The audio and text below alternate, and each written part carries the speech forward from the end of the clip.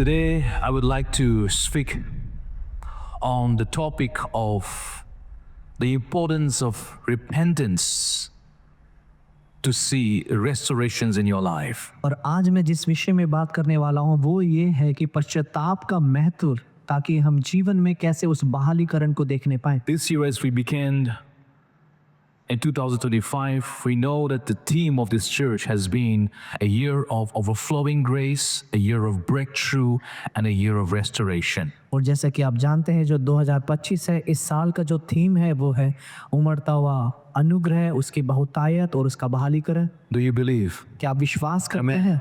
I'm sure many of you are already beginning to see overflow, restoration, and breakthrough happening in your life. और मैं निश्चित हूँ कि आप में से बहुत से जन हैं जो उस अनुग्रह को, उस रिस्टोरेशन को आप अपने जीवन में देख रहे हैं।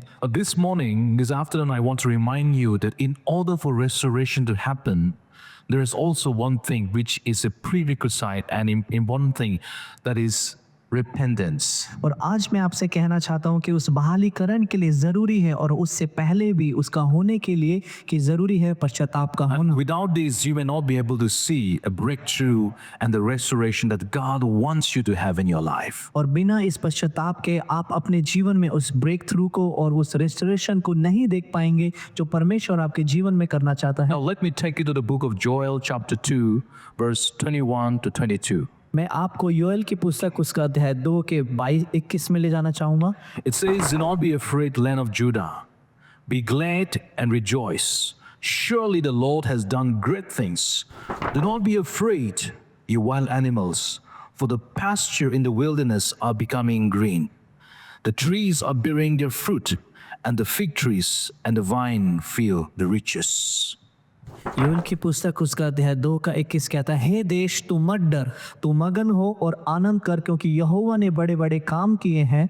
हे मैदान के पशुओं मत डरो, क्योंकि जंगल में चराई उगेगी और वृक्ष फलने लगेंगे, अंजीर का वृक्ष और दाखलता अपना अपना बल दिखाने लगेंगी।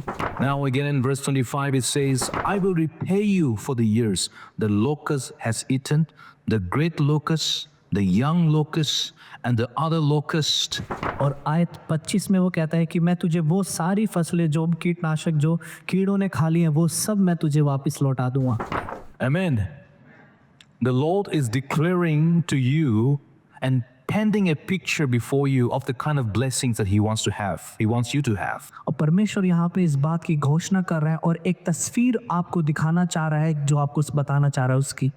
If you believe in the word of the Lord, then everyone say amen. अगर आप में से हर एक जन परमेश्वर के वचन पर विश्वास करता है तो आप कहें आमीन। A louder amen. I claim it in the name of Jesus. मैं यीशु के नाम में इसकी घोषणा करता हूँ। I claim it in the name of Jesus. Now this picture is a picture that God wants you to have before you things begin to manifest in your life. God wants you to be in a state of rejoicing. और ये वो तस्वीर है जहाँ पे परमेश्वर आपसे कहता है कि इस चीज के घटने से पहले, इस स्थिति से पहले जरूरी है कि तू आनंदित हो। He is teaching you to be prepared to rejoice even before things begin to manifest. And God is teaching what faith should be like. और यहाँ पे यीशु खुदावन हमें सिखा रहा है, उस चीज का प्रगटीकरण होने से पहले सिखा रहा है कि तू तैयार हो जा आनंद में होने के लिए। And maybe this afternoon there are a lot of people among us where you feel that things have been unfair with you, or maybe the things that you have lost in the past. हो सकता है हमारे बीच में ऐसे बहुत से लोग हो जो सोचते हो कि हमारे जीवन में अतीत में हमने बहुत सी ऐसी चीज हैं जो हमने खोई हो। And many times as an individual, I have also felt that I had lost many things in the past, and I wish things could have been much more quicker. और मैं अपने व्यक्तिगत रूप से मैं इस बात को कहता हूँ कि मुझे भी लगता है कि अतीत में बहुत सी ऐसी चीज़ें हैं जो मैंने खोई है और मैं सोचता हूँ कि काश वो चीज़ें मैं वापस पा लेता हूँ। But this afternoon, the Lord wants to restore to you the things that you have lost in the लेकिन past. आज के दिन में जो परमेश्वर है वो उन चीज़ों को जो अतीत में आपने खो दिया है उनको फिर से बहाल करने को है। In the Bible, when a thief is caught, he has to return back 7 times of what he had stolen. और वचन में जब हम देखते हैं जब भी कोई चोर अगर चोरी करते हुए पकड़ा जाता था उसको 7 गुना उसका लौटाना पड़ता था जो भी उसने चोरी किया। And whatever the devil has stolen from your life, whatever rightly belongs to you, will be returned back. And not only that, he will have to return back 7 times of what he has taken from you. और जो भी शैतान ने जो तुमसे ले लिया है, जो तुमसे चुरा लिया है, जो भी तुमसे नाता रखती थी चीजें, लेकिन सिर्फ इतना ही नहीं, उसको 7 गुना उसको तुमको लौटाना। Amen. Let's go to the book of Matthew, Joel chapter 2, verse 26 again. आइए हम योएल की पुस्तक उसका अध्याय 2 का 26 में फिर से चलते हैं। It says, you will have plenty to eat until you are full, and you will praise the name of the Lord your God, who has worked miracles for you. Never again will my people be ashamed. तुम पेट भर कर खाओगे और तृप्त होगे और अपने परमेश्वर यहोवा के नाम की स्तुति करोगे, जिसने तुम्हारे लिए आश्चर्य के काम किए हैं। मेरी प्रजा की आशा फिर कभी ना टूटेगी।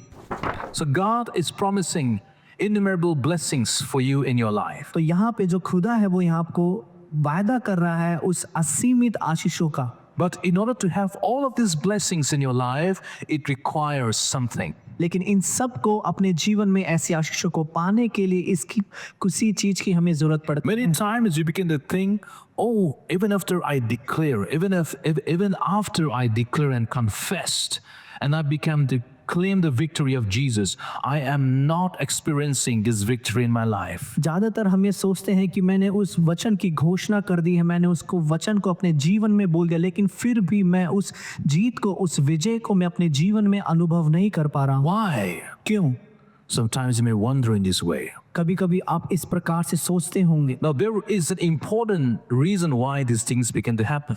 अब यहाँ पे एक बहुत ही खास कारण है कि ये चीजें क्यों होती हैं। And in order for you to experience this restoration, you will need to have repentance in your life. और इन सब चीजों के लिए, उस बहालीकरण को पाने के लिए, फिर से वापस सब कुछ पाने के लिए जरूरी है कि आप पश्चाताप करें। And this afternoon maybe you might be able to find the reason for many things that has been stuck in your life. और हो सकता है शायद बहुत से कारण आपको मिले जिसके कारण से आप अपने जीवन में अटके हुए हैं। The church declared 21 days of fasting starting 30th of March until the 20th of April. और जो कलीसिया है उसने इस बात की घोषणा करी है कि 31 मार्च के अंत से लेकर अप्रैल के 21 तारीख तक हम 21 दिन के उपवास में हैं। And during this time of prayer and fasting, it is a time to reflect and introspect your heart. और इस उपवास के समय और प्रार्थना के समय में जरूरी है कि हम अपने मन में फिर से झांक कर देखें। Not only a time to keep on asking God for things that you want, सिर्फ उन्हीं चीजों के लिए खुदा से मांगना जो जरूरत है वो नहीं, not only to ask God, सिर्फ परमेश्वर से मांगना ही but नहीं, it is also a time to ask God to check your heart and to be a time of repentance. लेकिन अभी ये समय है कि हम अपने मन को झांकें और परमेश्वर से हम पश्चाताप करें। Now we go to the book of Joel chapter 2 verse 12. हम योएल की पुस्तक उसका अध्याय 2 के 12 में जाएंगे। The Bible says, even now declares the Lord, return to me with all of your heart, with fasting and weeping and mourning. Joel की पुस्तक उसका अध्याय 2 और आयत 12। तो भी यहोवा की यह वाणी है, अभी भी सुनो, उपवास के साथ रोते पीटते अपने पूरे मन से फिरकर मेरे पास आओ। One of the other reasons why the blessings of the Lord is not able to reach out to you is also because the sins of man begin to block the blessings of God. एक कारण ये भी है कि जो परमेश्वर की जो आशीषें हैं एक मनुष्य तक क्यों नहीं जाती हैं, कि ये भी है कि जो एक मनुष्य के जो पाप है वो उसके रास्ते में अड़ंगा बन। And in this verse, the Bible is saying that God wants us to fast, to weep, to repent and come before the Lord. इस वचन के द्वारा जो खुदा है वो कहना चाहता है कि आप उपवास रखें, उसके सामने रोते पीटकर उस अपने मन को फिराएं। Fasting and prayer is not just to keep on asking for things to satisfy the desires of our heart and our life. उपवास और प्रार्थना का सिर्फ ये अर्थ नहीं है कि आप परमेश्वर से उन चीजों को मांगे जो आपकी इच्छाओं को पूरा करता हो। But how often have you prayed and fasted for your own spiritual life? लेकिन आपने कितनी बार अपने उपवास और प्रार्थना में अपने आध्यात्मिक जीवन के बारे में प्रार्थना की? How often have you asked God, Lord, may you search my heart? आपने कितनी बार ये दुआ करी है, खुदा मेरे मन को जांच? And how often have you asked God to help you come out of your sinful problems? आपने कितनी बार ये दुआ करी है कि खुदा आपकी मदद करे कि आप अपने उस पाप से बाहर निकलने? Now, the declaration is not working. अब जो घोषणा है वो काम नहीं कर, The restoration is not working in your life. जो बहालीकरण है वो आपके जीवन में नहीं The हो, breakthrough is not happening in your life. जो ब्रेक थ्रू है वो आपके जीवन में नहीं Your हो, spiritual life is not progressing in your life. जो आपका आध्यात्मिक जीवन है आप उसमें आगे नहीं बढ़ रहे हैं, There is sadness in your life. आपके जीवन में उदासपन है। Why? क्यों? Because the power of sin is such that it affects your destiny. क्योंकि जो पाप का जो सामर्थ्य है वो इतना है कि वो आपके जो लक्ष्य है उस पर वो प्रभाव डालता And है। when we do not deal with the sin problem at an early life, it will start manifesting at some point of your life. अगर हम इस पाप की परेशानी से शुरुआत में ही ना डील करें तो ये आपके जीवन में आगे जाकर किसी मोड़ पर वो बाहर आती है। Remember King David, he committed sexual immorality with Bathsheba not at a very young age. आप देखेंगे जो राजा दाऊद है उसने बैतशेबा के साथ जो व्यभिचार किया था वो बहुत ही नौजवान वाली अवस्था में नहीं किया, Committed adultery with her at the age of 60.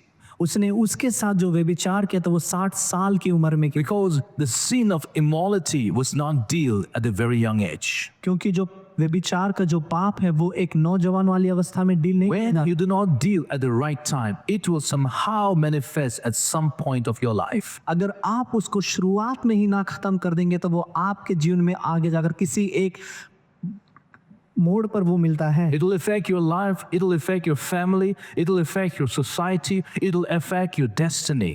ये आपके लक्ष्य पर प्रभाव डालता है, आपके समाज पर, आपके जीवन पर, आपके आध्यात्मिक जीवन पर। Just because you are not a murderer, just because you're not an adulteress, just because you do not lie, it doesn't mean you can just keep on saying, no, I'm not a sinner.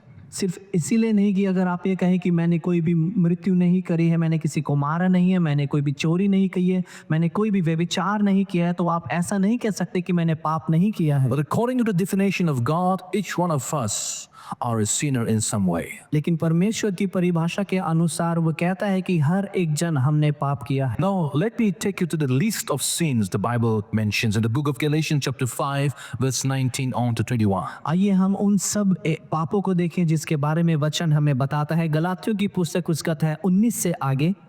It says, the acts of flesh are obvious: sexual immorality, impurity, debauchery. Debauchery means you're involving in bodily pleasures, adultery, witchcraft, hatred, discord, jealousy, the feats of rage, selfishness, selfish ambition, and then dissension. This means disagreement and discord among friends and groups, and then fractions and envy, drunkenness, orgies. Orgies means involving in parties and the like. शरीर के काम तो प्रकट है अर्थात व्यभिचार, गंदे काम, लुचपन, मूर्ति पूजा, टोना, बैर, झगड़ा, ईर्ष्या, क्रोध, विरोध, फूट, विधर्म, डाह, मतवालापन, लीला क्रीड़ा और इनके जैसे और काम हैं।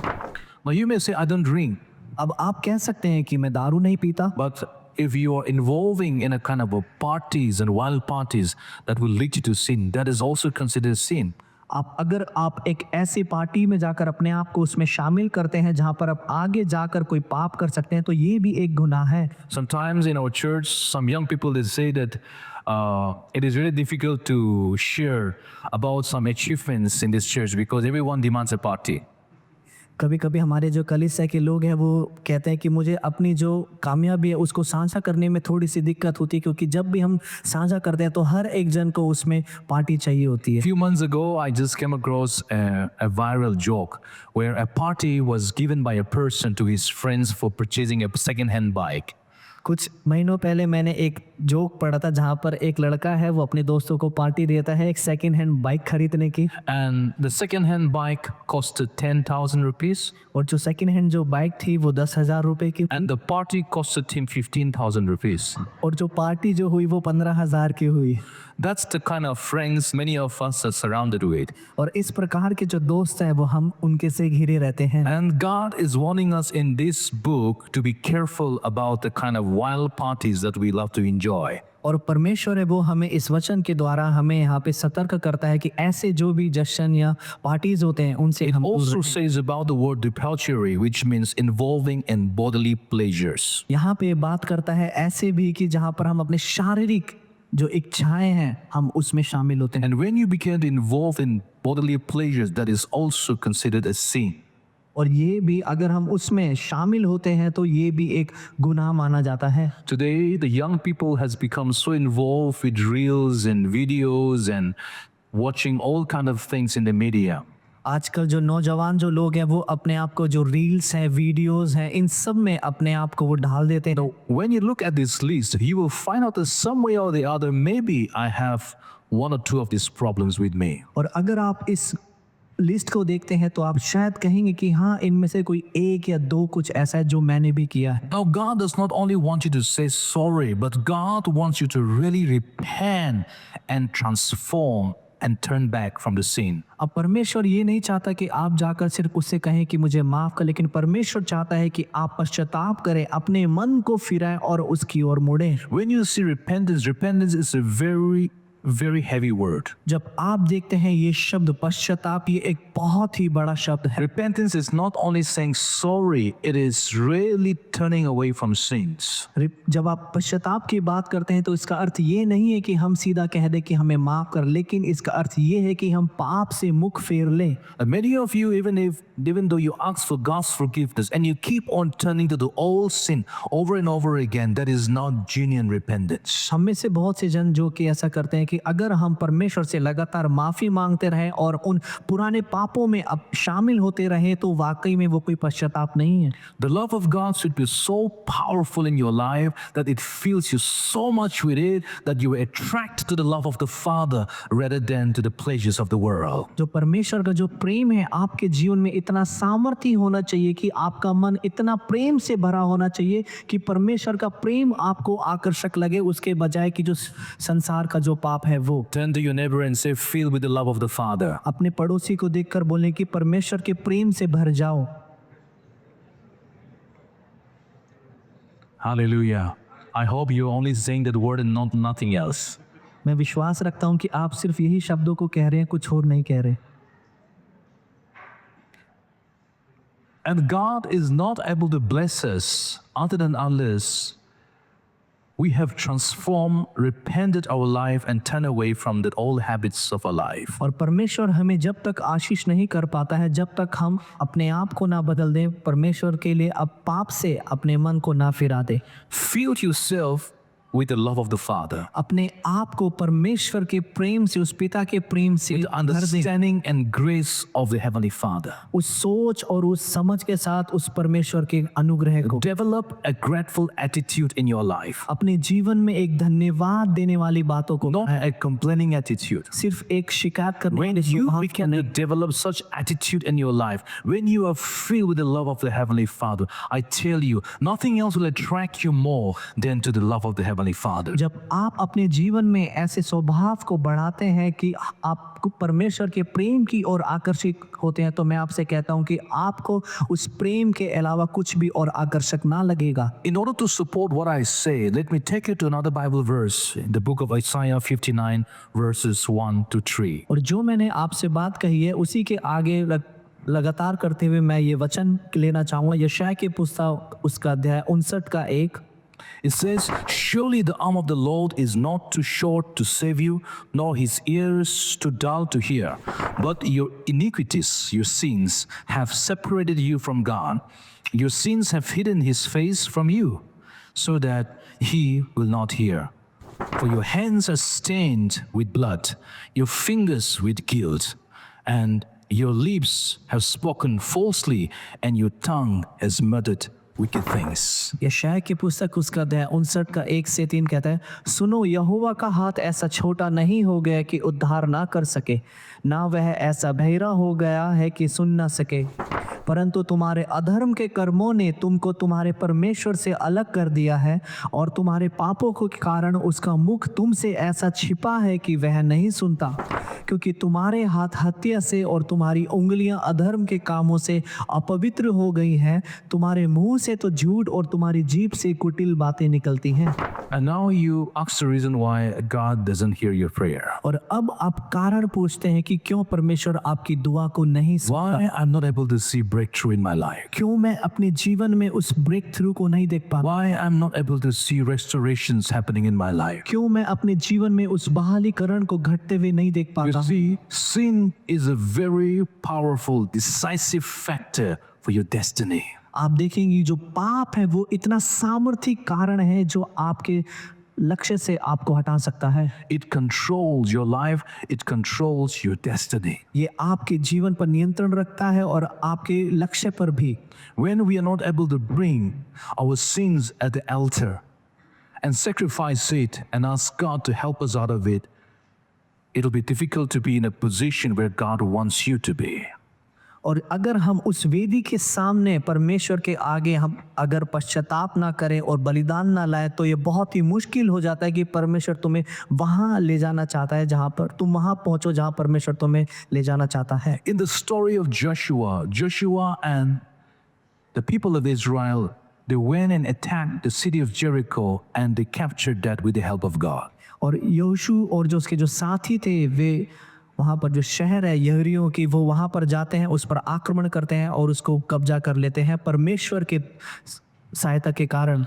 Now, like so many of us, once we get our job, once we get the things that we want in life, once we begin to conquer things, we become so overconfident about ourselves. और एक बार ही हम में से बहुत से जन जब हम नौकरी पा लेते हैं, हम जो चीज़ें हैं उन पर हम विजय पा लेते हैं तो हमारे लिए चीज़ें थोड़ी सी और मुश्किल हो जाती है। We become so possessive with the things that we have in our life. हम उन चीज़ों को लेकर बहुत ही पॉजिटिव होते हैं जो हमारे जीवन में होती हैं। We become ungrateful.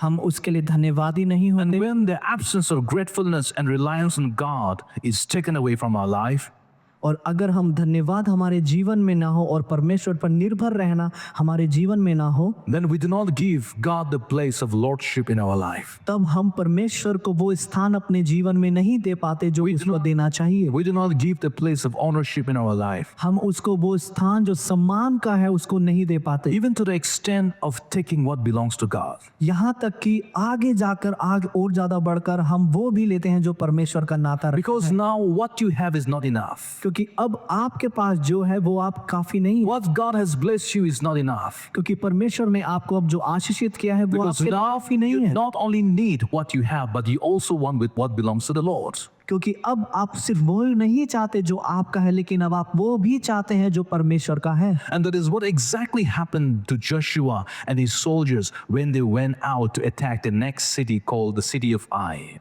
और यही हुआ यहोशू के साथ और उसके साथियों के साथ जब वो बाहर जाते हैं और जो नैन आय का जो शहर है जब उन पर वो हमला करते हैं। The city of Ai was a very small city. ये जो शहर है ये बहुत ही छोटा शहर था। It was a city smaller than Jericho. ये यरीहो के शहर से भी छोटा शहर And था। they became so confident that if they began to feel if they could win over Jericho, a large and mighty city, why not the city of Ai?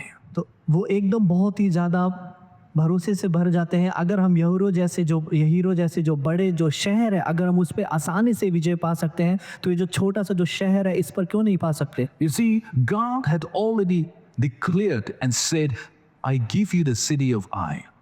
यहाँ पर जो खुदा है वो पहले से ही बोल देता और घोषणा कर देता है कि मैं जो आय का जो शहर है वो तुम्हें सौंप देता हूँ। But when they went out, the enemies, they began to reach out to the city of Ai. The enemies began to attack them and chase them away from the city of Ai. लेकिन जब वो उस शहर में पहुंचते हैं तो वहाँ पे जो दुश्मन है वो उनको मारते हैं और वहाँ उस शहर से उनको निकाल देते हैं। Joshua could not understand why they were defeated. यहोशू है वो समझ नहीं पाता है कि क्यों वे हार गए, Why God's promises is not coming to pass. क्यों परमेश्वर का जो वायदा है वो पूरा नहीं हुआ। Is God a liar? क्या परमेश्वर झूठा है? Has God cheated me? क्या परमेश्वर ने मुझे धोखा दिया? Can I not trust the word of God anymore? क्या मैं परमेश्वर के वचन पर और What विश्वास has ना gone रखूं? wrong in my attack to the city of Ai?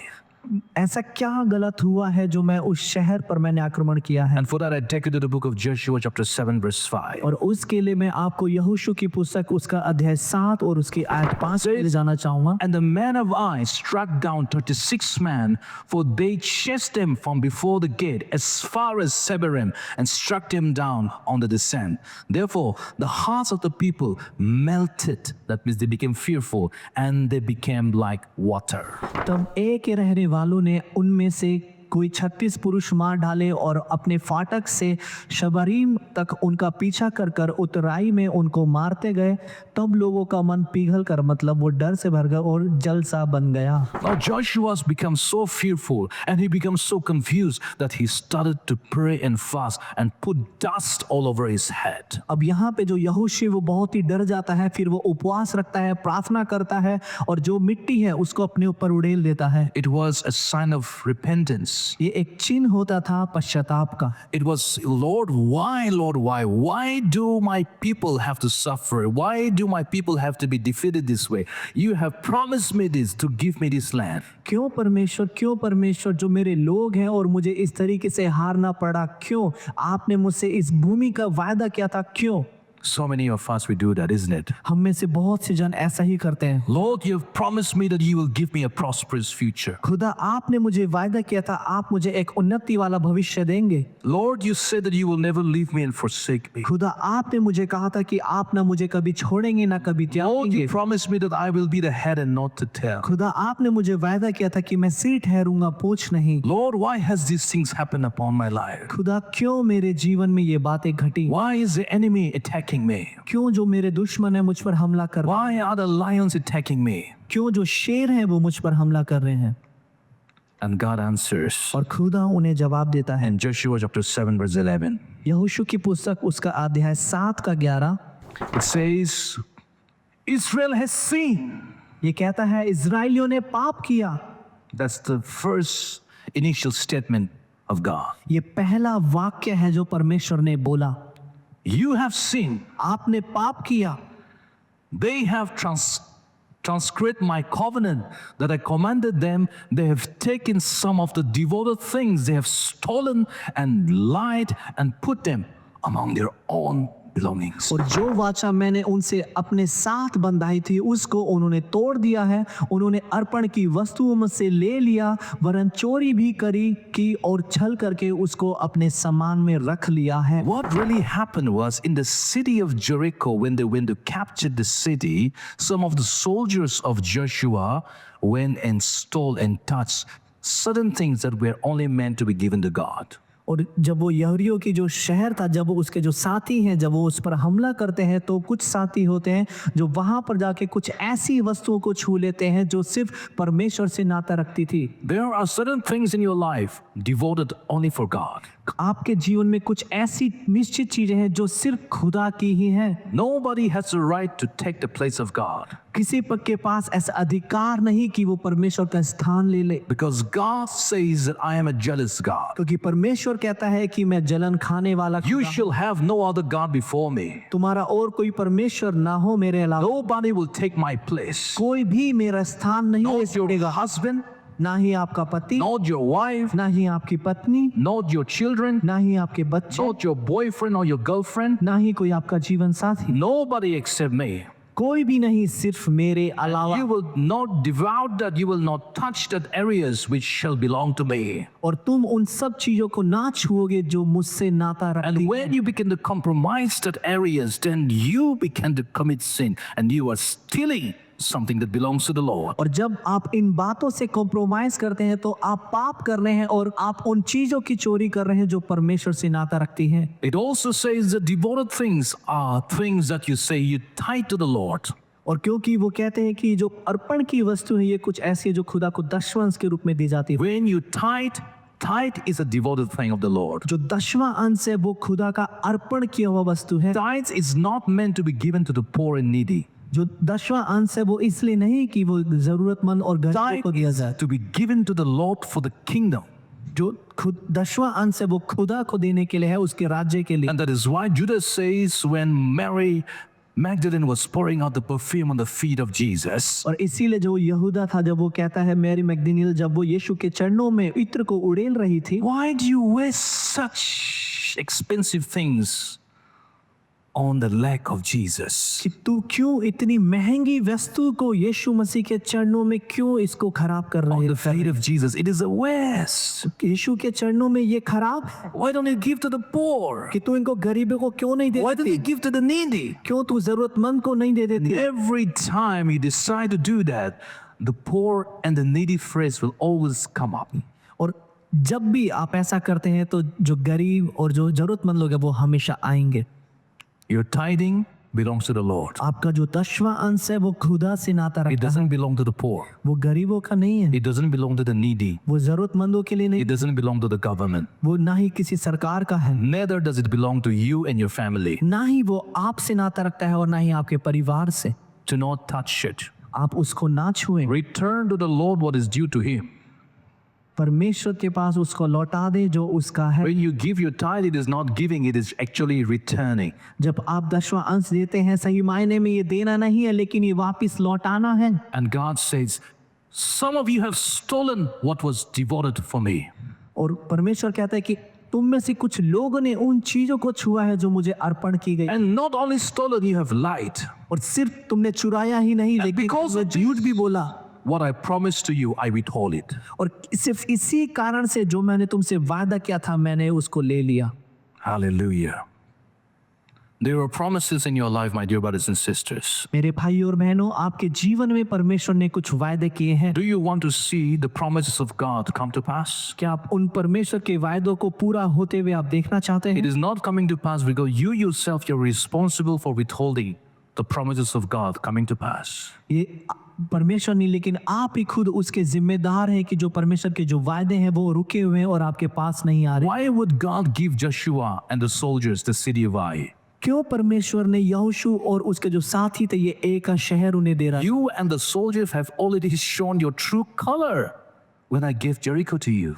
तुमने और जो तुम्हारे साथी हैं तुमने अपना सही रंग दिखा दिया है जब तुमने जेरिको के शहर खोले। When I blessed you with this, you showed me your true color. जब मैंने तुम्हें आशीषित करा इन वस्तुओं के साथ तो तूने अपना असली रंग दिखा दिया। What is the guarantee that when I blessed you with something else, you will not do that? तो इसमें क्या गारंटी है कि जब मैं तुझे इसके साथ आशीषित करूंगा तो ये फिर ना करेगा? So blessing postponed, तो जो आशीष है वो आगे को टल गई, blessing withhold, जो आशीष है वो वहां पर रुक गई, blessing cancel जो आशीष है वो खत्म हो गई until the day you come back to the track. उस दिन तक जब तक आप सही मार्ग पे ना आ जाएं। Restoration cancel, जो बहालीकरण है वो खत्म हो गया, overflowing and breakthrough cancel and postpone. जो परमेश्वर का उमड़ता हुआ अनुग्रह है और बहालीकरण है वो रुक Dear गया। brothers and sisters, until and unless we repent and turn back to the Lord. मेरे भाइयों और बहनों, जिस दिन तक जब तक हम खुदा के सामने पश्चाताप ना कर ले और उसके सामने ना आए, जब Now it says in the next and chapter, is it next verse 12? Therefore, and said that is why. Okay, in another version it said that is why Isilie. Therefore, the people of Israel cannot stand before their enemies. You cannot stand before your enemies. They turned their backs before the enemies because they have become devoted for destructions. I will be with you no more unless you destroy the devoted things from among you. इसी कारण इजराइलियों अपने शत्रुओं के सामने खड़े नहीं रह सकते। वे अपने शत्रुओं को पीठ दिखाते हैं इसलिए कि वे आप अर्पण की वस्तु बन गए हैं, और यदि तुम अपने मध्य से अर्पण की वस्तु का सत्यानाश ना कर डालोगे तो मैं आगे को तुम्हारे संग नहीं रहूंगा। In this day of your prayer and fasting, you might be asking the Lord so many things in your heart, and God is open to that. और इन उपवास और प्रार्थना के दिनों में हो सकता है आप परमेश्वर से बहुत सी कुछ चीजें मांग रहे हो और खुदा दरवाजे भी खुल रहे हैं। But I encourage you, before the resurrection Sunday comes and your prayer and fasting last on till the time, to ask God to help you repent from your sins. और इससे पहले कि जो रिजरेक्शन पुनरुत्थान का जो इतवार है और जो कि उपवास जब तक खत्म भी हो जाएगी, मैं चाहता हूं कि आप परमेश्वर से दुआ करें पश्चाताप के लिए, To obey what the Lord has told you to do. कि आप उन बातों की आज्ञा मान सके जो खुदा ने आपको करने के लिए कहा है, Nothing is greater than obedience. क्योंकि कुछ भी आज्ञा मानने से बढ़कर नहीं है। As the book of Samuel, 1 Samuel chapter 5 verse 12 says, जैसा दूसरा शमूएल की पुस्तक उसका अध्याय 5 का 12 कहता है obedience is better than all the sacrifices that you can ever make. कि बलिदान से बढ़कर जो भी कुछ बलिदान कर सकते हैं उससे बढ़कर आज्ञा मानना है। Maybe you're doing so many things for the Lord. हो सकता है आप खुदा के लिए बहुत कुछ कर रहे हो, You may be the most active volunteer in the church. हो सकता है आप अपनी कलीसिया में सबसे ज्यादा काम करने वाले हो, Maybe you are the highest giver and tither in the church. हो सकता है आप कलीसिया में सबसे ज्यादा भेंट और दान देने वाले हो, Maybe nobody works like the way you work in this church. हो सकता है शायद कलीसिया में आपके जैसा काम करने वाला और कोई ना हो। And I know some of you who work so much for the Lord in this church. और मैं जानता हूँ कुछ ऐसे जनों को जो इस कलीसिया में खुदा के लिए बहुत कुछ करते हैं, But it says, my dear brothers and sisters, no matter to be so fussy about your sacrifices, no matter to be so bossy about the sacrifices if you're not obeying the Lord.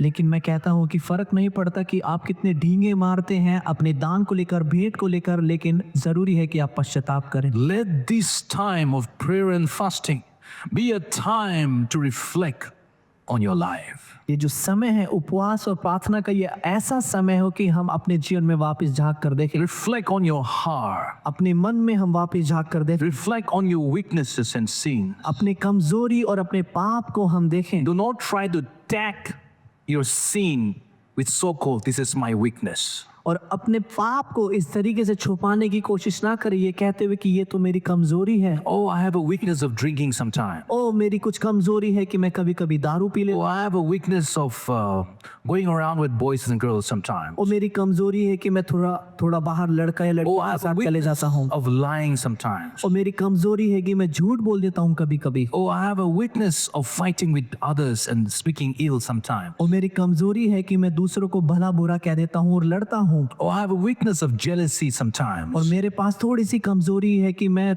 ईर्ष्या रखता हूँ। The devil wants you to take that sin problem as weaknesses. शैतान चाहता है कि आप अपनी उस पाप की बीमारी को आप अपनी कमजोरी That समझे। is not weakness, that is called sin problem. ये कमजोरी नहीं कहलाती है, ये पाप कहलाती है।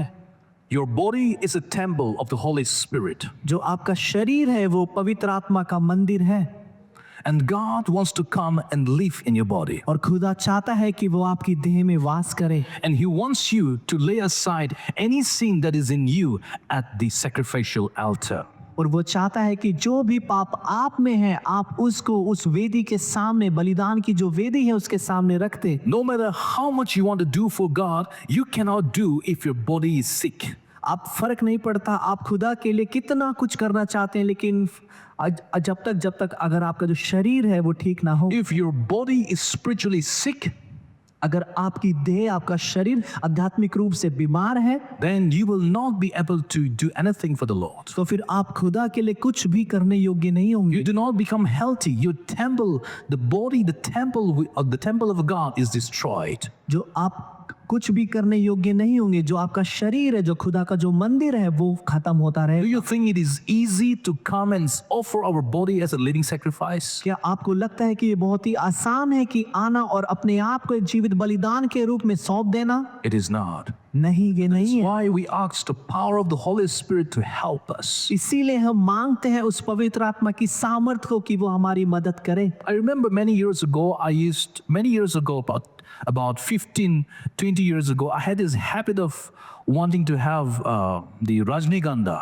और मुझे याद है आज से 15 से 18 साल पहले मुझे एक आदत थी रजनीगंधा खाने की, And my friends introduced me to this powerful Rajnigandha. और जो मेरे दोस्त हैं उन्होंने मुझे इसको खिलाने की लत लगाई। I have been eating these for the last 2-3 years. मैं इसको पिछले 2-3 सालों तक खाता रहा And it became as an addiction to me. और ये मेरे लिए एक गंदी लत की तरह बन गई And I wanted to give that up.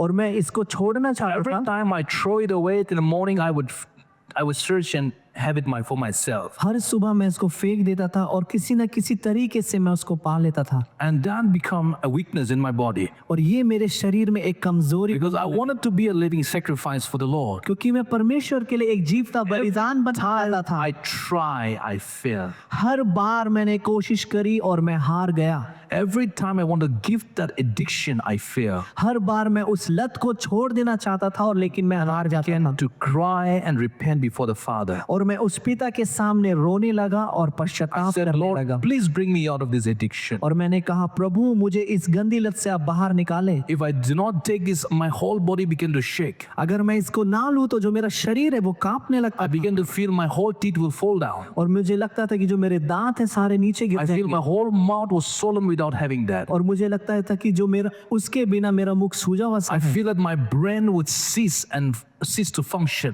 और मुझे लगता था कि जो मेरा दिमाग है वो काम करना बंद कर And the देगा Holy Spirit fall upon me. और जब पवित्र आत्मा मुझ में आया It helped me. उसने मेरी मदद की It took me just one night to get over this powerful addiction. और इसमें मुझे सिर्फ एक रात लगी कि मैं उस गंदी लत से मैं बाहर Within 1 week, I came to realize I'm free. और एक हफ्ते के बाद मैंने इस चीज का एहसास किया कि मैं आजाद हो I चुका हूं। cannot bear the smell of any gutka or any kaini. I just cannot bear it. और अब मैं इसकी जो दुर्गंध है गुटखा या खैनी की मैं बिल्कुल अब इसको बर्दाश्त तक नहीं कर सकता। Even if you give me free, I will not have it. अगर आप मुझे अब वो फ्री में भी देंगे मैं तब भी नहीं लूंगा।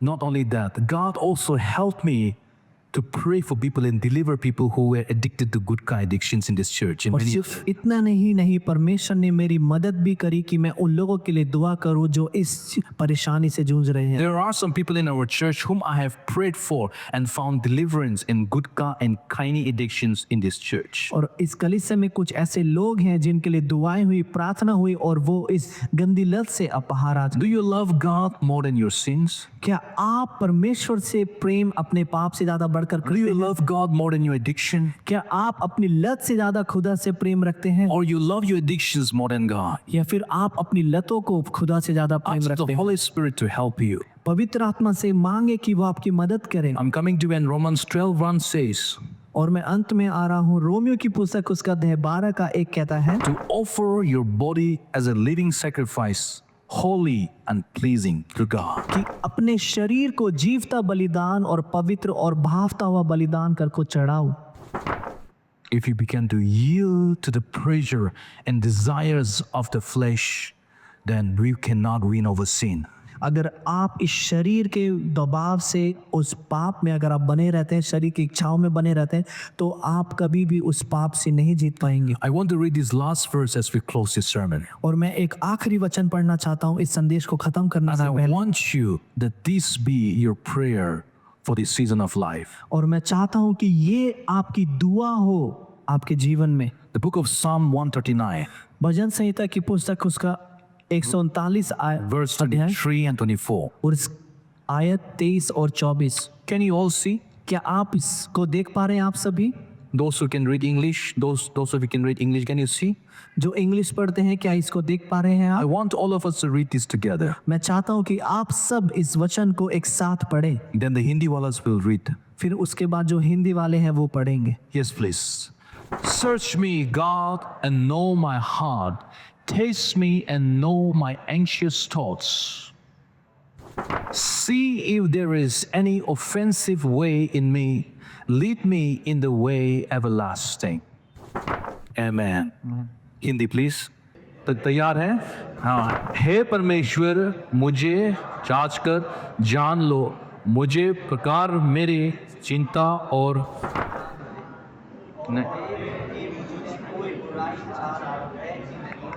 और अनंत के नमक में मेरी अगुवाई कर। आमीन।